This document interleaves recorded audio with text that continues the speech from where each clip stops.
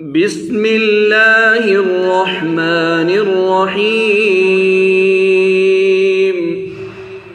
يا أيها المزمل قم الليل إلا قليلا نصفه أو انقص منه قليلا أو زد عليه ورتل القرآن ترتيلا إنا سنلقي عليك قولا ثقيلا إن ناشئة الليل هي أشد وطئا وأقوم قيلا إن لك في النهار سبحا طويلا واذكر اسم ربك وتبتل إليه تبتيلا رب المشرق والمغرب لا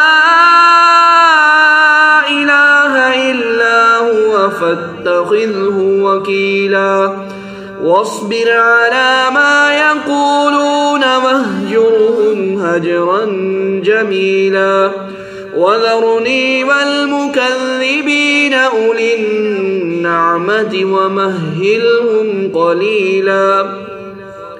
إن لدينا أنكالا وجحيما وطعاما ذا غصة وعذابا أليما يوم ترجف الأرض والجبال وكانت الجبال كثيبا مهيلا إنا أرسلنا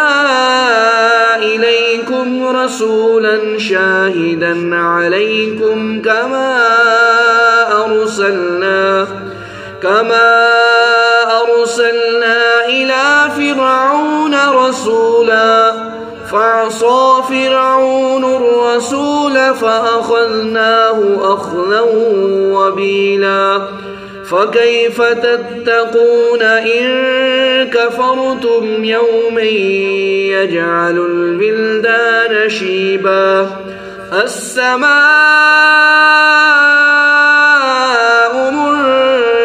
منفطر به كان وعده مفعولا إن هذه تذكرة فمن شاء اتخذ إلى ربه سبيلا إن ربك يعلم أنك تقوم أدنى من ثلثي الليل ونصفه وثلثه وطائفة من الذين معك والله يقدر الليل والنهار علم أن لن تحصوه فتاب عليكم فاقرؤوا ما تيسر من القرآن علم أن سيكون منكم مرضى وآخرون يضربون في الأرض يبتغون من فضل الله وآخرون يقاتلون في سبيل الله فاقرؤوا منه وأقيموا الصلاة وآتوا الزكاة وأقرضوا الله قرضا حسنا وما تقدموا لأنفسكم من خير تجدوه عند الله هو خيرا وأعظم أجرا واستغفروا الله إن الله